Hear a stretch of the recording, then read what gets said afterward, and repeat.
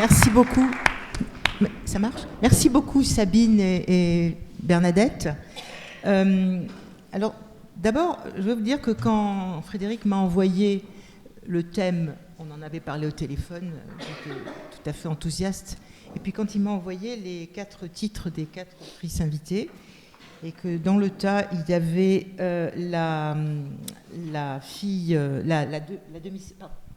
demi-sœur de l'ombre, je me suis dit, il y a une erreur, il s'est trompé, ça va pas du tout. Bon, finalement, j'ai lu le livre, évidemment, et j'ai compris qu'il s'agissait des 2 filles de Colette, et que nous allons réfléchir à ça aussi. Alors, je vais vous présenter, après cette introduction, je vais vous présenter donc Nicole Bacharan, à ma droite, historienne, politologue qu'on voit régulièrement et qu'on entend régulièrement pour parler de la politique américaine et au moment des élections américaines notamment. Mais ce livre est la plus résistante de toutes et tout à fait en dehors de votre champ habituel, puisque c'est un livre très personnel. C'est le premier livre personnel que vous écrivez. Voilà. À ma gauche, Blandine Decaune, qui a fait une carrière dans l'édition, comme attachée de presse, comme éditrice et comme écrivaine, et qui a écrit donc La mère morte. Françoise Cloarec, peintre, psychanalyste, écrivaine. Vous m'avez dit écrire sur des femmes qu'on connaît peu ou qu'on a oubliées, et notamment, c'est vous qui avez fait la biographie de Séraphine, de la peintre Séraphine. Et donc, on a Dans l'ombre de sa sœur. Voilà le titre qui revient enfin, excusez-moi, Dans l'ombre de sa sœur. Et enfin, Faouzia Zouari, tout au bout, journaliste, écrivaine, et qui a écrit entre autres donc, Le corps de ma mère, qui a eu le prix des 5 continents de la francophonie. Alors, mère et fille, vaste sujet. Hein. D'ailleurs, j'ai lu récemment que Paul Éluard avait écrit une berceuse pour sa fille. Il ne s'était pas foulé, mais en même temps, ça veut dire ce que ça veut dire. C'était mère et fille, et mère et fille, et fille, et mère et fille, et mère et fille. Et bien, ça montre bien que la relation se tricote dans tous les sens. Donc, il n'avait pas tout à fait tort dans sa paresse de poète papa. Ces 4 ouvrages ont des formes littéraires différentes. Alors, on en a 2 qui sont des enquêtes, celui de Nicole Bacharan et celui de Françoise Cloarec, et 2 récits quand même à forte teneur autobiographique et qui utilisent la première personne. Alors, j'ai envie de vous demander d'abord pourquoi choisir cette forme, parce que quand on écrit sur sa mère, on se torture forcément pour se demander comment on va l'écrire. C'est pas une forme qui vient spontanément. Alors, les enquêtrices d'abord, Nicole Bacharan. Mais je dirais que je suis entre les 2, je crois. Pardon, bonjour à tous déjà, excusez-moi, je suis ravie d'être là, vraiment. Et en fait, c'est une enquête, mais c'est un récit écrit comme un roman. Oui, voilà. Mais vous racontez vraiment une enquête et un travail de recherche d'historienne aussi que vous avez fait. Les 2. Oui. En tout cas, c'est ce que j'ai tenté de faire, c'est vraiment les 2.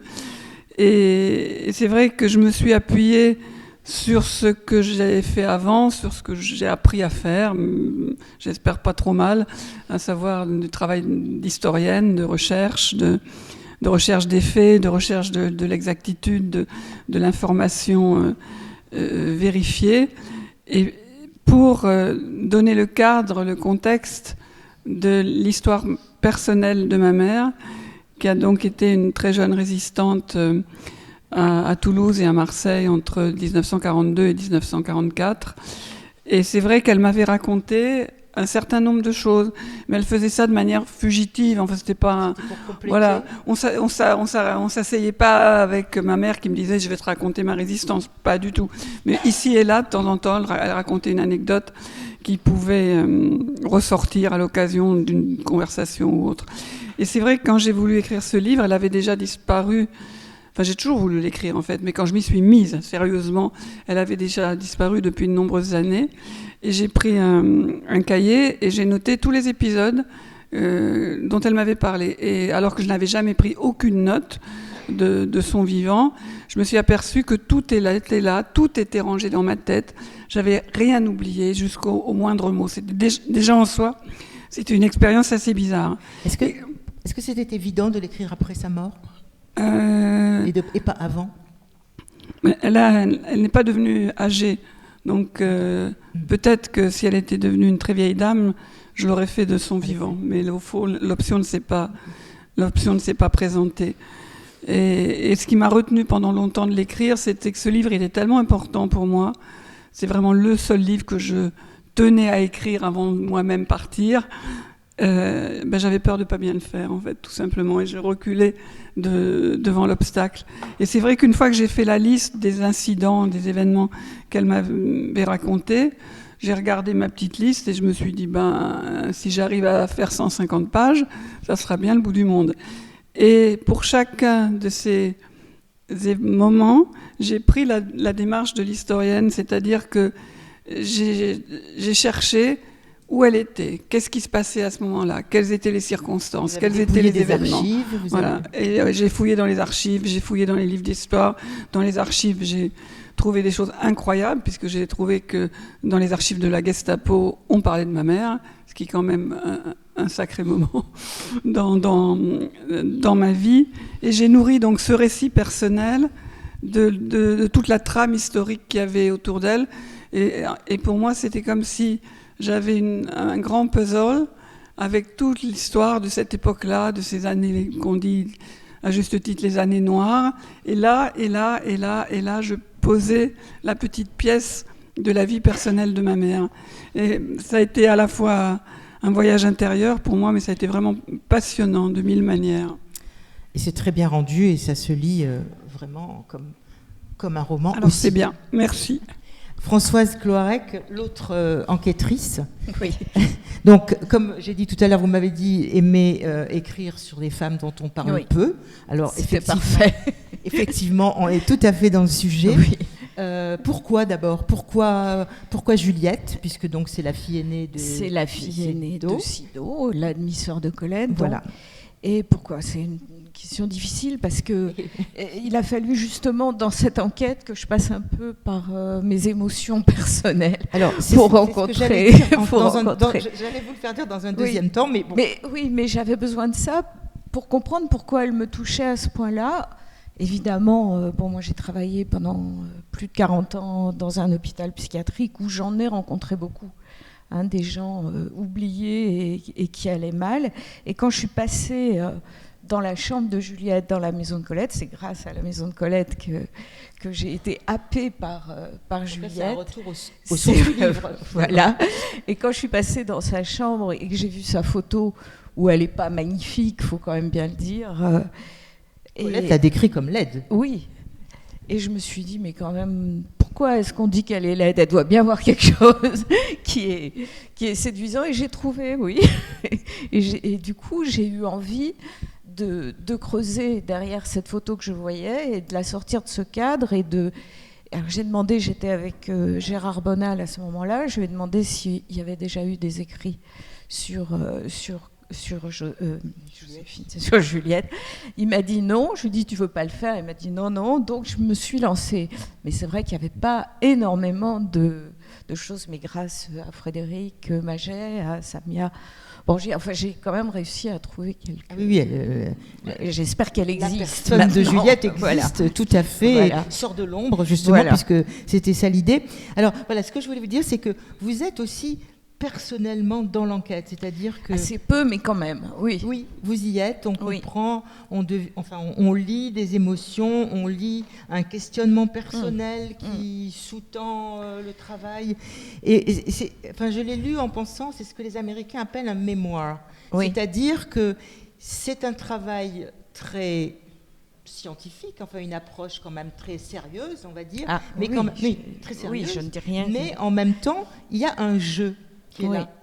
C'est assez nouveau pour moi d'oser le jeu. De toute façon, c'est un genre assez nouveau. Mon éditrice m'a beaucoup poussé à mettre un jeu. De moi-même, je ne l'aurais pas fait. Mais ça a été utile, je crois, parce que pour comprendre cette femme que je n'ai évidemment pas connue et peut-être partager un peu sa douleur, souvent, je suis passée par mes propres douleurs, quelquefois. C'est ça. Et ça m'a permis peut-être de recomposer des scènes qu'elle a vécues. Et c'est ce qui donne au livre, j'ai envie de dire, sa légitimité. C'est-à-dire qu'on ne se dit pas pourquoi cette femme s'est intéressée à cette Juliette qui n'a pas grand intérêt. Et on comprend par le jeu qui sous-tend tout ce travail et toute cette écriture, on comprend pourquoi. Bon. Et j'ai eu beaucoup de mal à trouver un éditeur parce que tout le monde me disait mais qu'est-ce qu'elle a fait ? Ah ben, elle a lu, elle a brodé, voilà. Oui, mais je pense et elle a quand été même, malheureuse. Elle a été malheureuse. Mais je pense quand même que, je ne sais pas s'il faut dire oui à cause d'elle, la vie de la famille Colette a changé parce que si elle n'avait pas épousé cet homme, on peut le dire quand même. Juliette est la fille aînée. Oui.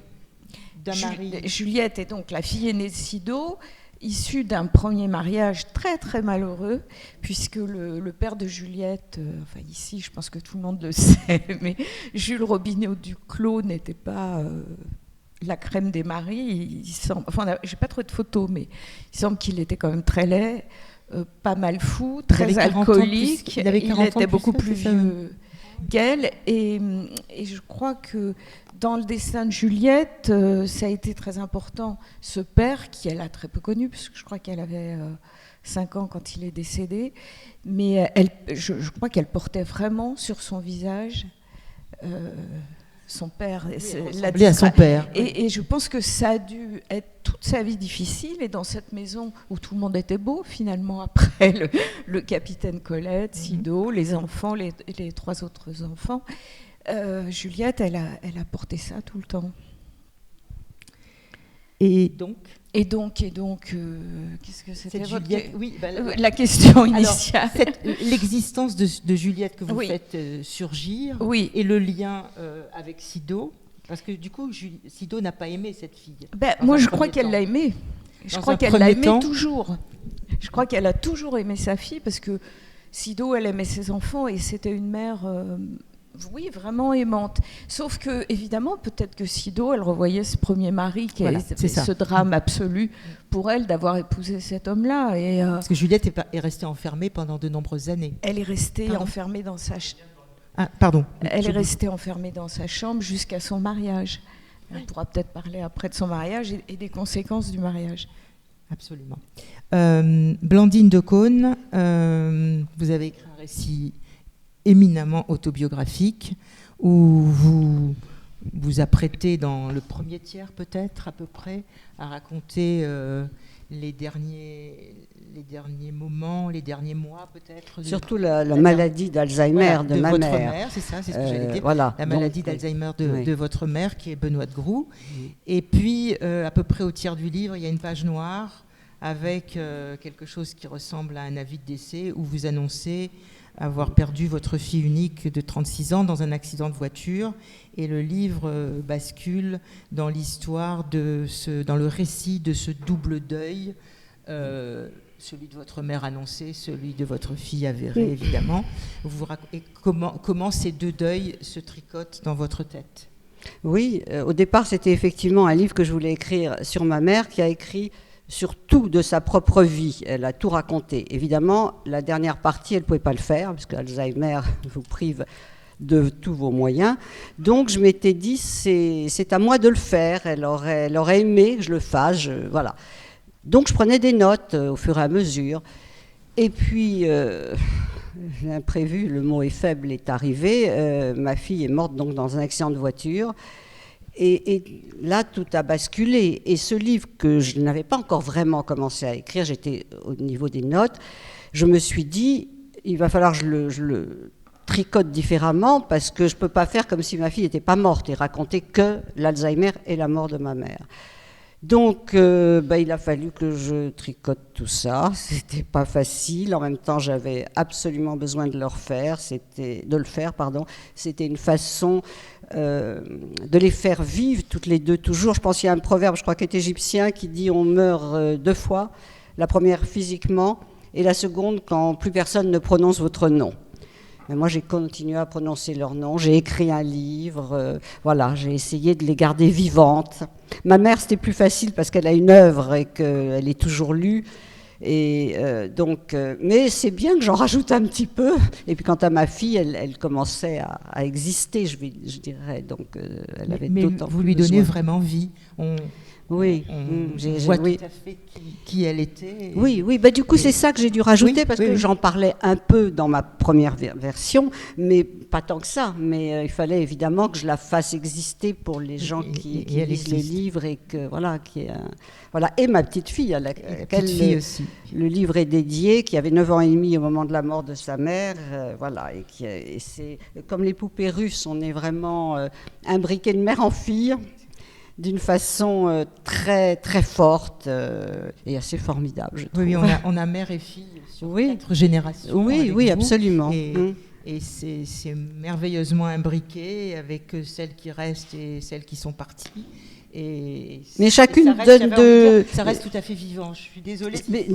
J'espère bien, sinon je ne serais pas là. Mais bien sûr, ça reste vivant. Et ma mère m'a donné ce goût de la vie forcenée qu'elle avait, c'était le mot qu'elle employait, et qu'on a dans toutes les filles de chaque génération, la propre mère de maman, etc., et qui vous aide à survivre. Il y a des épreuves dans toutes les vies. Mais quand on a cette force, d'abord d'avoir été aimé. Oui, ma mère était ça donne des très certitudes. aimante, ça vous servit.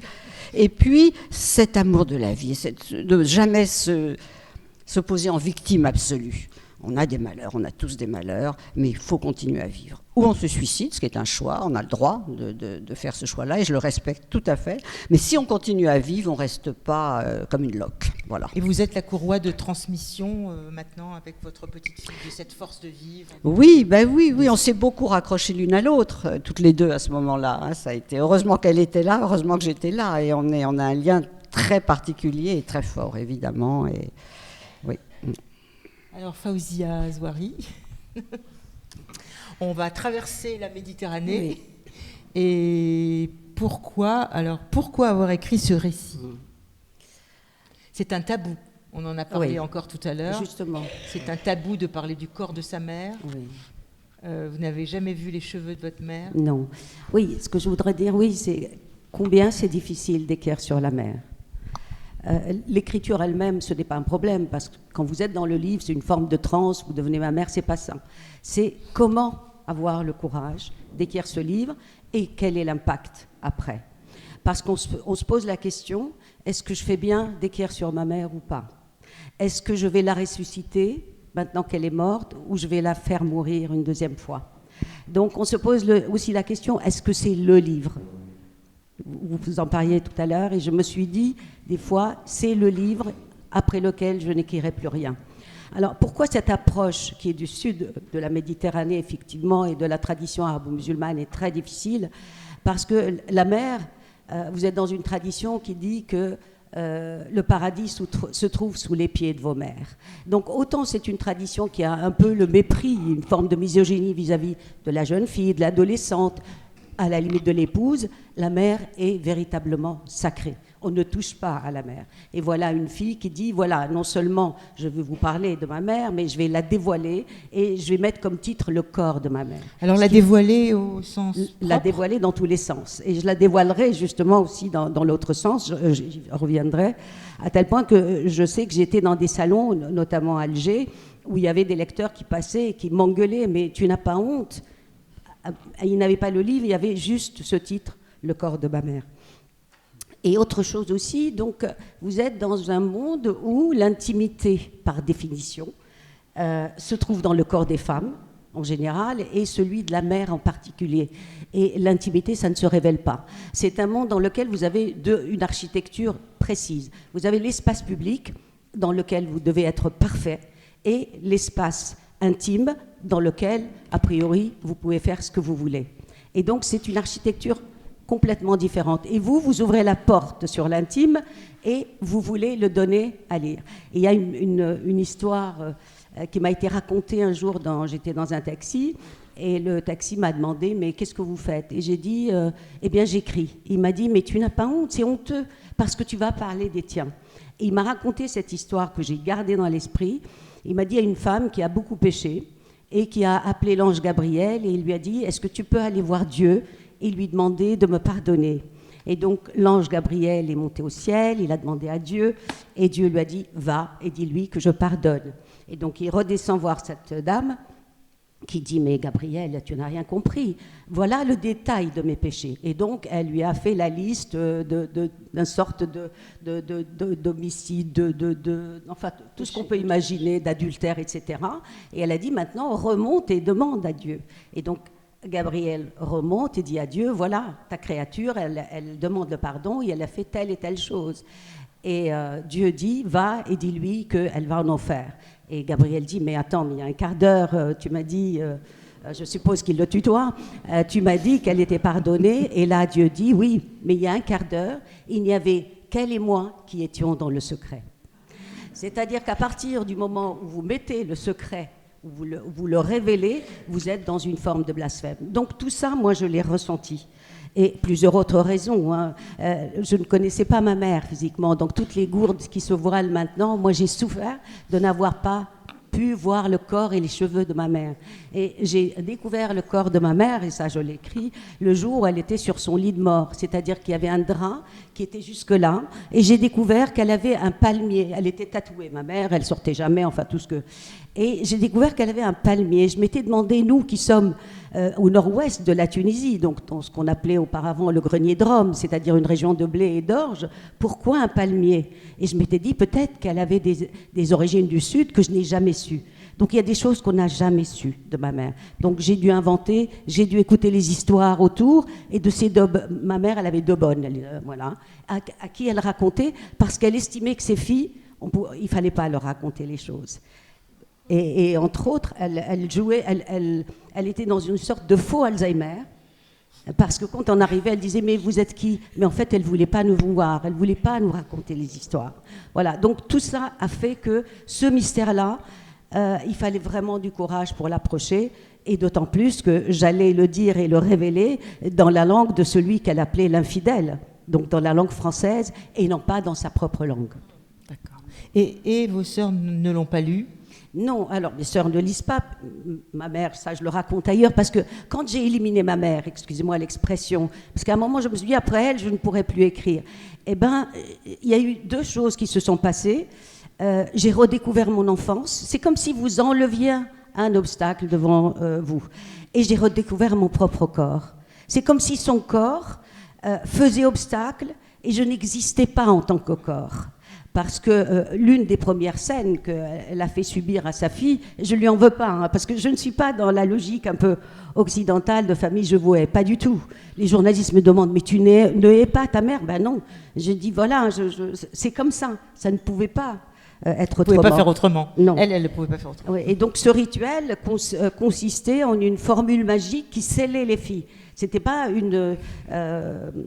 c'était une façon de fermer l'hymen des filles avec un rituel, avec un métier à tisser, etc. Et on disait une formule. Et après, nous étions supposés être fermés et que le mal, quand il nous approchait, il ne pouvait rien faire parce que nous devenions une forteresse. Et moi, j'ai vécu avec cette idée de forteresse. Et dans cette tradition, pour ouvrir la fille et son hymen le jour de son mariage, il faut faire venir la femme qui a dit cette formule. Et je me suis dit, en fin de compte, c'est l'écriture qui a été cette formule qui m'a ouverte. Et le fait d'avoir écrit sur ma mère, d'avoir un peu mis de côté son corps pour que je puisse redécouvrir mon propre corps. Donc l'écriture, pour moi, c'était ça. C'est vraiment redécouvrir son corps. Alors on va revenir quand même à l'image de ces mères. Nicole Bacharan, vous avez mis en lumière une mère discrète, si j'ai bien compris, qui était très discrète sur son passé, mais suffisamment pour vous donner... Elle en parlait suffisamment pour vous donner envie. Vous diriez mère discrète? Ma mère, elle a fait partie de cette génération de femmes qui est particulièrement celles qui ont vécu dans la résistance. Pour elle, ça n'a pas été très long. Elle a été arrêtée rapidement, brutalement. Elle a traversé des moments très difficiles. Mais la résistance était un milieu très, très machiste. Et même de grandes héroïnes ont été effacées. Il y a peu de noms, au fond, qui aient été transmis. de femmes de la résistance dont on connaît l'histoire, dont on connaît les actes. Et c'est vrai que ma mère n'a jamais considéré qu'elle avait fait quoi que ce soit de courageux ou d'extraordinaire. Mais en plus de ça, une fois que la guerre a été finie, elle n'a pas voulu du tout se mettre en avant, demander une reconnaissance, une médaille, une pension, enfin toutes ces choses qui étaient possibles après la guerre. Elle trouvait qu'elle avait fait ce qui s'imposait dans les circonstances où elle était. On n'a pas mentionné quand même le fait que son engagement dans la résistance est concomitant avec une merveilleuse histoire d'amour pour un jeune homme juif. Une grande histoire d'amour, en fait. Et je dois vous dire que quand elle... C'est sa seule histoire d'amour. En fait, oui. Enfin, celle qui l'a le plus marquée, celle qui a eu le plus d'importance dans sa vie. Et c'est vrai que quand elle parlait de sa jeunesse, ce qu'elle faisait très peu, avec ma sœur et moi, elle parlait surtout de son histoire d'amour. Vraiment, ce moment intense, pour elle en tout cas magnifique. Ces années de résistance aussi, elle les a vécues avec l'inquiétude de savoir ce qu'il advenait de ce jeune homme, Jean Obermann. Voilà. Et c'est vrai que Jean Obermann, dans notre famille, enfin pas du côté de mon père, je veux dire, parce qu'il n'est pas devenu mon père, mais c'était resté comme un personnage mythique en quelque sorte. Et c'est vrai que ce coup de foudre, cette histoire d'amour, je pense qu'elle était d'autant plus intense qu'ils avaient 18 et 19 ans. Je me souviens que maman disait « il avait 19 ans et demi ». Et ça m'a toujours tellement touchée parce que je me suis dit... Quand on a 18 ans, c'est important, ce beaucoup demi. Plus vieux qu'elle. Voilà. Alors qu'on sait très bien que c'est quelques mois de plus ou de moins. Mais je crois qu'en pleine guerre, en pleine occupation, avec vraiment ce sentiment du filet qui se resserrait autour des Juifs réfugiés dans le Midi, les arrestations, les rafles, les disparitions, les déportations qui ont commencé, je pense que ce premier amour de l'adolescence, il était exacerbé par le danger qui planait tout le temps. Et c'est vrai qu'à travers Jean Obermann, à travers sa famille, ma mère a vu de près ce qui se passait. Alors qu'elle-même n'était pas juive, elle aurait pu choisir de faire profil bas, de passer entre les mailles du filet, disons. Elle y est vraiment allée. Elle lui a sauvé la vie, elle a aidé à cacher sa petite sœur. Car dans l'enquête, elle a vraiment aidé. Vous avez rencontré la famille de Jean Obermann. Un grand moment de ma vie. C'est ça qui est extraordinaire. Je vais vous dire, en fait, dans la partie vraiment enquête, pendant 3 ans, j'ai vraiment réussi à retrouver tous les lieux, tous les événements, toutes les personnes qui étaient liées aux événements vécus par ma mère, qu'elle avait pu croiser, qu'elle avait pu rencontrer, qui ont eu une influence, ou si ce n'était pas eux directement, leurs descendants. Et beaucoup de familles gardent des photos, des lettres, enfin des choses incroyables que vraiment tous ont partagées avec moi, des gens qui l'ont caché. Enfin, je n'ai eu que des portes ouvertes. J'avais vraiment l'impression que ma mère m'accompagnait et que tout était facile. Comment on vit pendant tant de temps, pardon de vous interrompre, pendant tant de temps à accompagner sa mère qui n'est plus là dans un passé qu'elle n'a pas raconté ou qu'elle a raconté juste par petites touches? C'était très présent apparemment pour vous. Je rejoins ce que disait Blandine d'une manière différente, mais c'est une manière de toujours vivre avec elle. Donc c'était facile en soi. On était très fusionnels avec ma mère et avec ce livre, elle a continué à vivre avec moi. Mais c'est vrai que je me souviens de ce jour, c'était en juin 2021, j'avais terminé mon manuscrit, j'avais rendu la première version, et j'ai envoyé un mail à mes filles, puisque c'est une famille de filles, et je leur ai dit, écoutez, les enfants, là, j'ai vraiment tout fouillé, j'ai tout retrouvé, mais il n'y a que ce petit Obermann qui continue à m'échapper. Rien, j'avais rien retrouvé sur cette famille, ils avaient comme disparu. Et en fait, cette nuit-là, j'ai envoyé des tas et des tas de messages sur les réseaux sociaux, en Israël, en France, aux États-Unis, à tous les Obermann, où je me disais à la présentation, il peut y avoir un petit lien avec la France. Et le lendemain matin, qui était l'anniversaire de ma mère, j'ai trouvé un message à 6h du matin d'un jeune homme qui me disait « Je suis Manuel Obermann, je suis le neveu de Jean, je vis en Israël, je suis à Paris pour 3 jours, et je vous propose qu'on se rencontre demain au cimetière juif de Bagneux, devant la tombe de la famille Obermann. C'était d'un romanesque incroyable. Et donc j'ai rencontré cette famille, donc le neveu, le beau-frère et surtout la fille de Jean, qui lui ressemble, puisque ce sont eux qui m'ont montré les premières photos. Ma mère, dans la tourmente de la guerre, n'avait ni lettres ni photos. Et donc le mythe devenait réalité. Il était magnifique, je comprends que ma mère ait craqué. et vraiment, sa fille et moi, on s'appelle souvent mon amie, ma presque sœur, alors qu'on n'a aucun lien du sang. Mais nos parents ont partagé cette adolescence flamboyante.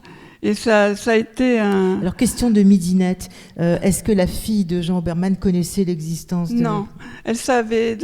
En fait, son père n'avait parlé de rien. Bon, c'est devenu un personnage assez particulier. Et surtout... ni Jean, ni ses parents ne parlaient jamais de ce qu'ils avaient vécu pendant la guerre. Donc la fille de Jean savait juste qu'au moment où lui-même avait été arrêté, il y avait une amie qui avait joué un rôle déterminant pour essayer de le sortir des griffes de la Gestapo. Alors, Blandine, vous pouvez pas vraiment raconter la partie secrète de votre mère parce qu'elle vous raconte. Si. Pourquoi ? Parce qu'elle a elle a beaucoup écrit sur sa vie. Oui, elle-même. d'abord, et puis on parlait beaucoup. Et quand elle est morte, j'étais une femme vraiment. Donc je veux dire, j'étais au courant de toute sa vie. En lisant tous ses journaux intimes, je n'ai rien découvert tout à coup sur ma mère. Voilà, je savais tout. On parlait de tout. Donc je pouvais le raconter plus ou moins bien, mais en tout cas, je pouvais le faire. D'accord. Et vous avez découvert ? Non, rien. Je savais. Parce que vous étiez très proches. Le lien très. On s'écrivait tout le temps, on se voyait tout le temps, on se téléphonait. Enfin bon, on était extrêmement proches, oui. Donc je n'ai pas eu besoin d'inventer. Et avec votre fille, le lien était plus complexe ? Bah oui. Fusionnel et passionnel, et je suppose que c'est toujours difficile d'avoir une mère très forte. Ma mère était une mère très forte et j'étais oppositionnelle classique à l'adolescence, voilà. Et puis ma fille, pareil. Pour exister, il fallait qu'elle me... On dit tuer le père, mais il faut tuer la mère aussi. Oui, on connaît ça. Et puis ça s'arrange. 9 fois sur 10, si en tout cas il y a un vrai lien profond entre mère et fille. Et ça s'arrangeait. Malheureusement, à peu près un an et demi avant sa mort, on commençait à avoir une vraie relation, je dirais, d'adulte à adulte, et pas de petite fille avec sa maman qui n'est pas contente parce que maman a fait ça, ou maman a dit ça, et qui a besoin de... Bon, et voilà, donc malheureusement... Elle était devenue pleinement adulte. Oui, et ça y est, on était très proches, et je me disais, ça y est, maintenant je vais manger mon pain blanc. Je ne l'ai pas mangé longtemps. Françoise Cloarec, mère coupable, Sido ou pas ? Je dirais pas ça, non. Je dirais pas ça. Je sais que vous défendez beaucoup le fait que Sido aimait autant ses deux filles. Mais oui, je défends Sido parce que je pense que... Enfin, on voit bien, même si dans les lettres... qu'elle envoie, enfin oui, on a retrouvé les lettres. C'est compliqué d'avoir une fille qui rappelle une horrible première relation conjugale et qui n'est pas très jolie, enfin en tout cas aux yeux de sa mère, qui n'est pas très épanouie, malheureusement, et qui n'est pas très épanouie, mais on comprend parce que quand on est regardé comme voilà, on comprend qu'elle n'était pas très épanouie. Et puis d'en avoir une autre qui est adorable, qui est petite poupée. Avant Gabrielle, donc Colette, il y a eu à mon avis quelqu'un qui a beaucoup plus remis en question Juliette, c'est Achille, parce que Achille, qui était censé avoir le même père que Juliette, mais dont on pense que non. On pense que non. Aux ressemblances physiques. Bien sûr, je pense que quand il est né, il a toujours été beau, apparemment, mais quand il est né, c'était un très très joli bébé. Et je pense que Sido, évidemment, elle a fondu devant cet enfant magnifique qui lui rappelait pas du tout sa fille. Oui, c'était la réparation. Peut-être, oui, mais en tout cas, ça a dû... Enfin, j'imagine bien que Sido, elle s'est adressée à ce fils, puis après aller comme ça avec Léo et Gabrielle, qui était une très très jolie petite fille aussi. Mais je pense que Juliette, elle a dû quand même se rendre compte que sa mère, elle n'avait pas la même façon sans doute de s'adresser à ce petit Achille qu'à elle. Et puis enfin, ça devait partir du corps aussi. Quand même, elle restait des journées entières à lire dans sa chambre. Juliette, on n'allait pas la chercher. Je ne sais pas, ça, je ne sais pas si on allait la chercher ou pas, mais en tout cas, elle n'avait pas envie de venir, puisque elle était absolument passionnée par tout ce qu'elle lisait, et je pense que c'était pour elle une façon de vivre autre chose, et de s'évader, et d'exister finalement, comme elle avait envie. En changeant de livre, elle devait changer d'identité aussi. Est-ce que cette position à part de demi-sœur et de...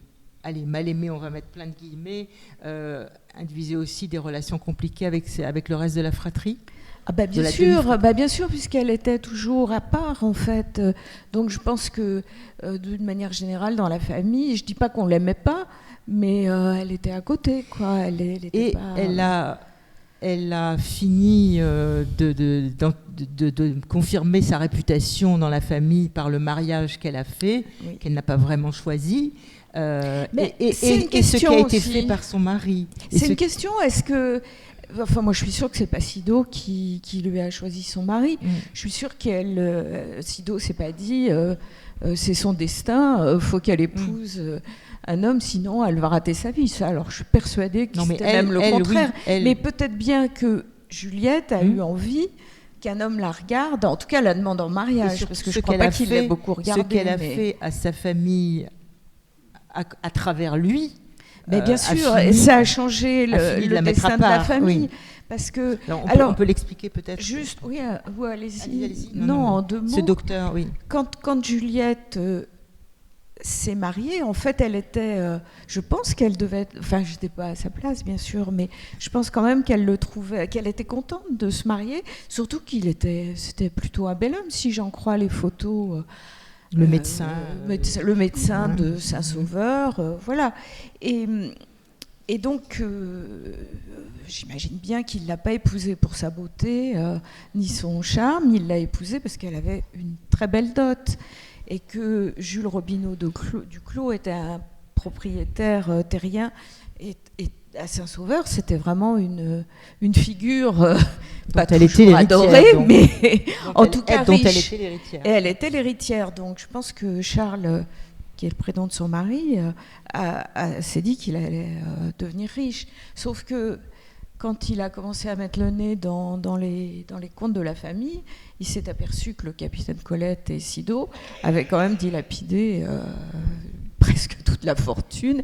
Et du coup, je pense, vous dites à cause de Juliette, mais moi je pense qu'elle a été causée, Juliette. Là. Son mari, il a réclamé de l'argent. Et, je dis à cause d'eux, parce qu'elle était forcément solidaire de ce mari. C'est-à-dire qu'elle s'est trouvée entre sa mère, surtout, et cet homme, et que, elle a fait ce que son mari... c'est une reconstitution. Donc elle a réclamé sa part d'héritage. Elle a réclamé. Alors là, ça a mis toute la famille en l'air. À la rue, oui. Au sens propre, à la rue. Au sens propre, et voilà. Donc le destin de la famille a changé. Et elle, son destin s'est confirmé. Finalement, oui, elle est partie. De marginal. Donc, elle a été la seule à rester à Saint-Sauveur pendant plusieurs années, et elle est partie avec son mari à Charny, où il avait récupéré la clientèle de son frère. D'ailleurs, c'est encore un peu bizarre. Oui. Et donc, elle a vécu à Charny et pas très bien. Et Sido allait la voir, pas tout le temps, mais quand même souvent. Bon, Fauzia, la mère mystère. J'en ai parlé. La mère cachée, la mère... Oui, la mère qui croyait qu'elle était née du temps du prophète, donc elle ne connaissait pas son âge. La mère qui était tatouée, bien entendu, qui sortait jamais. La mère qui mettait des petits verres d'eau dans tous les coins de la maison pour que les anges viennent se désaltérer. Et la mère qui, une fois par mois, faisait un couscous pour une sainte qui est morte au XVe siècle. Et donc, elle fermait la porte. Et nous, en tant qu'enfants, on attendait à l'extérieur. Et elle disait qu'elle aimait le poulet. Et donc, elle faisait un couscous au poulet. Elle mettait tout ce qu'il fallait, une belle serviette pour se laver les mains. Et puis nous, en tant que petits, on attendait qu'elle ouvre la porte, pas du tout pour aller manger le couscous, mais pour voir la petite goutte d'eau que la sainte a laissée, le petit grain de couscous qu'elle avait laissé. Et donc, mais ce qui va être marrant, c'est que moi, je vais faire ça, qui ne croit pas du tout à des... C'est ça aussi la transmission. Elle est dans un rituel, elle est dans une forme d'imaginaire. Et de temps en temps, je dis à mes enfants, bon, moi je fais aussi le couscous pour la sainte morte au XVe siècle, ils ont droit à un couscous. Comment elle s'appelle cette sainte? Elle n'a pas de nom, on ne sait pas. La Cherda, oui, il y a toute une légende autour d'elle. Donc, et ma mère, qui à 90 ans est tombée parce qu'elle était aveugle, c'est pour ça que... Donc, elle mettait ses bonnes à côté d'elle, elle les touchait, et de temps en temps, elle vérifiait leur virginité. C'était absolument nécessaire, avec les doigts, parce que voilà. Et puis, donc, oui, et à 90 ans, elle est tombée amoureuse de son chauffeur, elle avait un chauffeur, et donc, elle lui disait des mots que nous n'avions jamais entendus toute notre vie, parce qu'elle ne les disait pas à mon père. Et donc, le faux Alzheimer, elle faisait croire elle croyait que c'était son mari, qui était toujours vivant, elle savait très bien qu'il s'agissait de son chauffeur, et donc, elle lui disait des mots d'amour, alors que nous, chez nous, par exemple, moi, j'ai même pas le réflexe d'embrasser mes enfants, on ne nous embrassait pas. C'est pas du tout parce qu'elle nous détestait, c'était comme ça. On disait pas des mots d'amour, mon père disait, toi, ma maison, et elle disait le maître de ma maison. Donc il n'y avait pas chérie, tout ça, quand j'entends Sido et tout ça. Moi, je n'ai pas du tout connu ça. Donc voilà une femme qui s'est permis en fin de compte des choses qu'elle ne s'était jamais permises auparavant. Et donc le problème, c'est que le chauffeur en question, ayant compris qu'il est devenu nécessaire à ma mère, il a commencé à faire du chantage. Donc moi, quand je viens à Paris, je lui achète un portable, je vais demander de l'argent à mes frères en leur disant « mais votre maman, elle est amoureuse ». Et ça faisait un scandale, parce que mon frère me dit « mais ça ne va pas, tu dis que ma mère est amoureuse ». À 90 ans, j'ai dit « oui, mais c'est comme ça, donne-moi un peu d'argent que je donne au chauffeur, parce que sinon il s'en va, et s'il s'en va, elle meurt ». Donc voilà, c'est une autre. C'est pour ça que moi, quand j'ai écrit une autre difficulté, je me suis dit mais qui va comprendre cette mère tatouée qui n'est jamais sortie, qui ne sait pas ce que c'est que voyager. Mais je n'aurais pas de lecteur. Est-ce que je peux ajouter que elle ne voulait pas que ses filles aillent à l'école? Non, c'est pour ça que donc tu as posé la question. On a marqué récit. Dans l'édition française et l'édition en Tunisie, on a marqué roman, parce que quand mes sœurs sont venues écouter, elles ne comprennent pas le français, donc je parlais aussi en arabe, et à chaque fois je répétais, mais vous savez, c'est un roman, c'est une fiction. Parce que c'est pas possible, elles ne pouvaient pas comprendre et admettre que je puisse parler de leur mère de cette façon. Donc à chaque fois, je suis pas une femme de rupture. Donc je suis une femme vraiment de conciliation. Donc j'évoque ma mère, mais de temps en temps, quand je pars, j'étais au village il y a 2 semaines, je vais sur sa tombe et je lui demande pardon, toujours, d'avoir écrit ce livre. Et puis il y a des fois, je me dis, mais non, ça y est, tu as bien fait, tu as écrit ce livre-là. Donc voilà ce rapport complexe. Et puis le jour où je me suis dit, bon, ce livre, personne ne comprendra, surtout ici en France, avec un lectorat français. Et un jour, j'étais invitée à une émission, et il y avait la maquilleuse qui me maquillait, elle m'a dit, oh, j'ai aimé votre livre, ma mère est corse, et c'était exactement la même chose. Je me suis dit, ça y est. À partir du moment où quelqu'un d'autre, d'une autre tradition, se reconnaît dans votre maman, vous avez fait la mère universelle. Alors, ça fait parfaitement la... Si seulement la mère universelle existait, on pourrait s'aider les unes les autres à vivre cette relation. Justement, alors ça fait parfaitement le lien, parce que je voulais parler de la complexité de ce lien mère-fille et fille-mère. J'ai du mal à dire fille-mère parce que c'est très connoté. Mère-fille, on va dire. La complexité de ce lien qui fait que on l'aime forcément, toujours. Il y a une espèce d'affection inconditionnelle et on le voit par exemple dans le cas de Sido où c'est encore plus étonnant. Pardon, oui non mais je suis désolée. Je suis méditerranéenne moi aussi et je bouge beaucoup. Donc, je parle avec les mains. Donc ce lien extrêmement complexe, donc tu viens de l'expliquer parfaiement. Françoise, on le voit chez Sido, il est complexe le lien. Oui, Deux filles, deux liens différents. Oui, il est complexe, mais bon, comme je dirais dans toutes les familles recomposées, puisque c'est quand même ça dont il s'agit, d'une famille recomposée avec sans doute beaucoup de non-dits, surtout autour d'Achille, je pense. Et voilà, mais ça ne l'empêche pas d'aimer ses enfants, je continue. On a compris que ça sous-tendait tout le livre. Sido aimait Juliette. Je le pense sincèrement. Oui, non, mais... Et puis, c'est vrai que quand on voit comment Colette parle de sa mère, c'est très...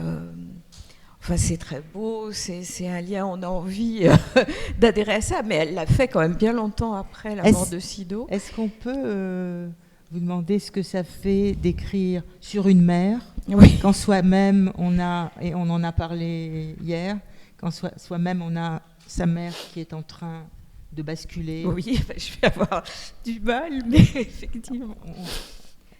Voilà. Donc voilà. Merci. C'est bon. Blandine, excusez-moi, moi aussi je suis troublée parce que moi aussi j'ai une mère qui a un Alzheimer. Les histoires de mère. Voilà. D'ailleurs, on va terminer après sur la difficulté. Blandine, qu'est-ce que ça fait d'écrire alors sa mère et sa fille?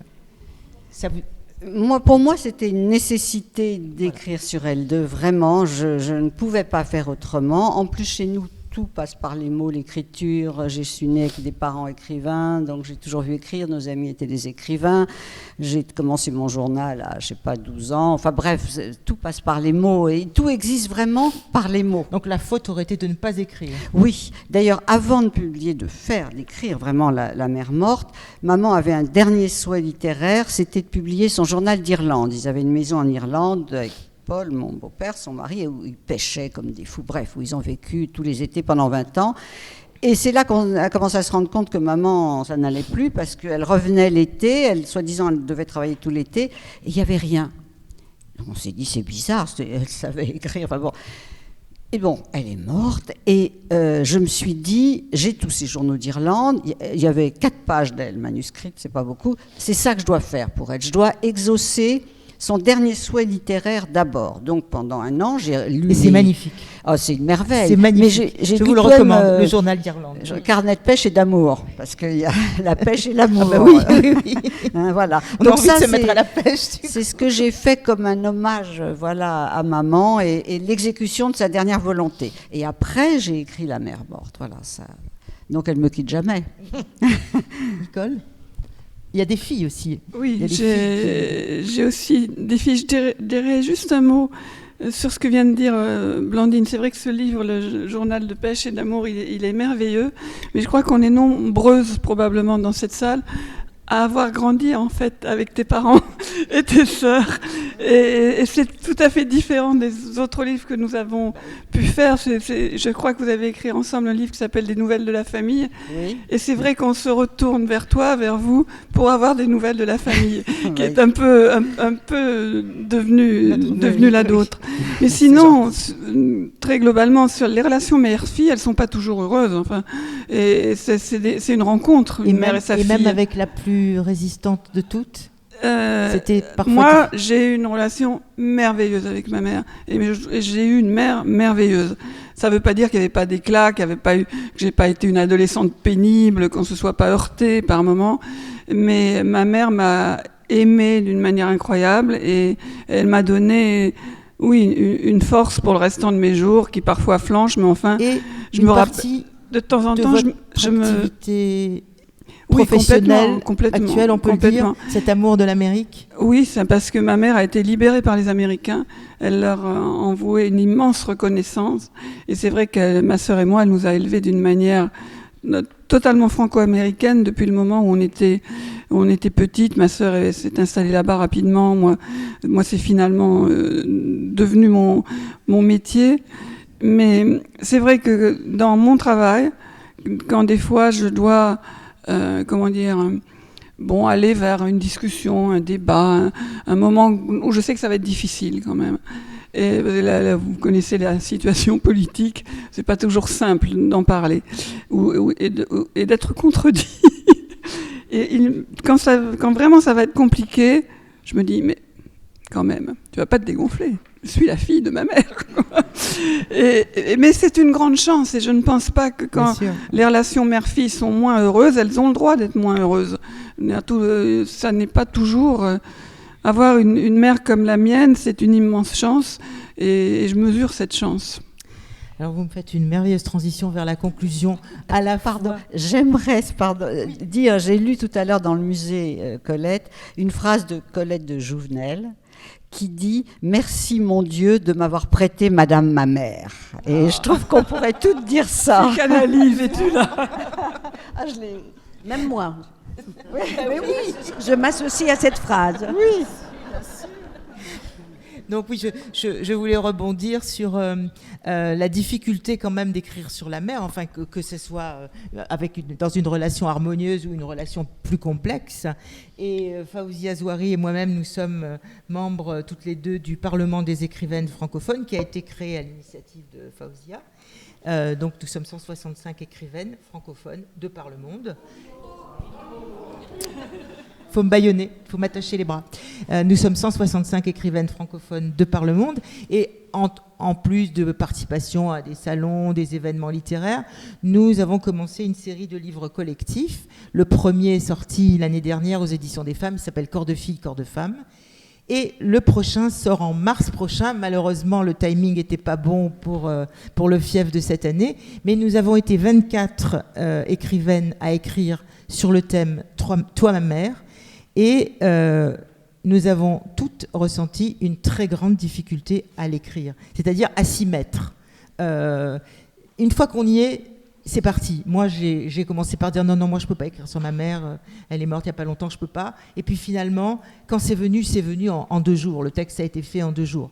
Donc c'est difficile, mais c'est nécessaire. On est content de l'avoir fait. Moi aussi, je suis passée à une autre étape une fois qu'il avait été écrit.